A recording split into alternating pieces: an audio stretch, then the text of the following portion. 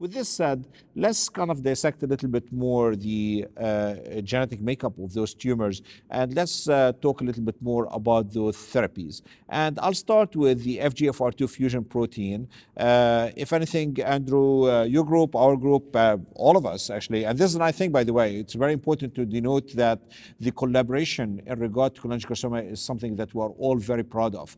Because of the relative limitation of how many patients there is with the disease, this has been a very important collaborative effort that involve all the institutions, and of course the aim is to make sure that we get the best for our patients. With this said, tell us a little bit more about BGJ398, because this is something that we were both involved in. Yeah, so again, this was actually perhaps the first FGFR inhibitor that actually brought to the clinical trial for patients with cholangiocarcinoma harboring the FGFR2 fusions. So, in this well-conducted multi-center phase 2 trial, which actually, as you correctly pointed out, really took multi-institutional efforts, a lot of patients being screened and also, being successfully enrolled. And we were able to demonstrate very definitively that in this previously heavily treated population, that they don't have any additional, standard treatment options. When they receive this compound, they can actually produce a very impressive overall response rate, approaching 20%.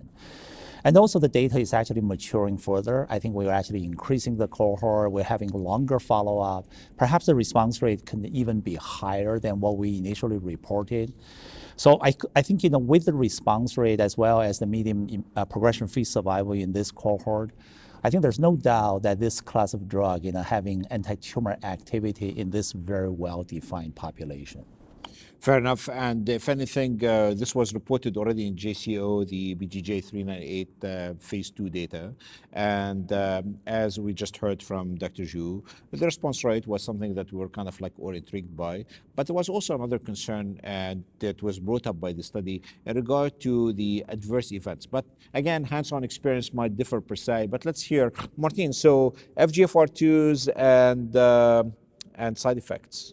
So I think you can classify the side effects in the on-target and off-target side effects on FGFR overall. Clearly going off the off-target is mainly the diarrhea, although it's really, I have to say, I run one of the phase 1 on FGFR2s, and we really didn't encounter so much diarrhea to speak of. The on-target effects, actually more the hyperphosphatemia is the number one that you see, which is actually very easy to manage. Stopping the drug, antiphosphate agents and diet control, and then usually you can continue treating those patients.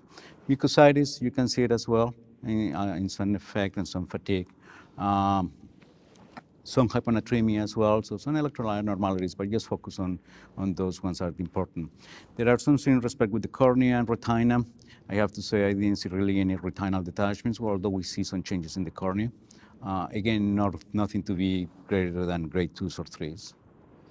No, this is very important. So if anything, we summarize that some of the side effects of the BGJ398 include the potential for the diarrhea.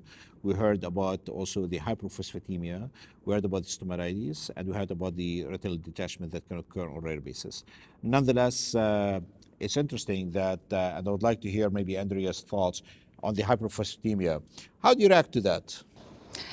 Well, I think it's a fairly easily manageable, in a sense that just regular clinical management, you do check their phosphate pretty routinely. Sometimes it can be high, sometimes it can be low actually. When it's high and you give sometimes diuretics and they can, counteract the diet control. If it's low, you replace it. So patient actually is aware of that, and it doesn't really come as a barrier for patient continue on treatment if you manage well. Fair enough. Martin, I'll go back to you on this point, and I'll take it from your expertise in regard to phase 1, etc. But interestingly, we are very good at reacting to things, and if anything, a hypophosphatemia, I have to fix it. And then interestingly, that ultimately we ended up with hypophosphatemia as reported on that study. Right, so the dynamics really the effect, right? You start the drug from day 1 to day 21, right? By the day 15, you see hyperphosphatemia. You correct the hyperphosphatemia by that moment. When the patient starts the drug again, because they have a holiday over a week, the phosphorus may be down. So yeah, I mean, in a phase 1, you really want to correct the grade 3s and 4s. You don't want the 4s and 5s. So you correct those early on in the process. And yes, you could overcorrect it at that process. Absolutely, absolutely. And this is very important, again, to be very careful that sometimes we probably are overreading things. And in other words, we should not react only to numbers, but really see how patient's symptomatology is, because understand we can turn a hyperphosphatemia into hypophosphatemia. And if anything, I like very much what Andrea said, that at the end of the day, it's manageable. The drug is definitely manageable. We have, many of us have actually hands-on experience in it, and definitely a good, careful attention, as it was mentioned, in addition to make sure that the reactions are the appropriate ones, definitely can make patients go through. So, Andrew, with this said, though, the BGJ398 is kind of moving into the next step or next level. So, where are we now? Yeah, so anytime you have a drug that you have demonstrated that it works in the refractory setting, I think the question becomes very natural. Can you move the drug earlier, right? Because a target agents with relatively more favorable safety profile compared with the conventional combination chemo, I think definitely has the appeal. So the question is very, very natural, whether the drug can actually even perform well in the first line setting, meaning if you know the patient having the FGFR fusion, can you actually offer patient this drug versus the conventional chemotherapy? And that's exactly what the current clinical trial is actually aiming to target. So we have the ongoing trial looking at that specific question. So patients with well-characterized FGFR2 fusion, and they will be randomized to receive the FGFR2 inhibitor versus gemcitabine cisplatin. As a first line versus the standard of care. Correct. Okay. I think the trial definitely is very strong, has a very strong scientific rationale. I think, I would definitely encourage all the investigators considering this specific study, yeah.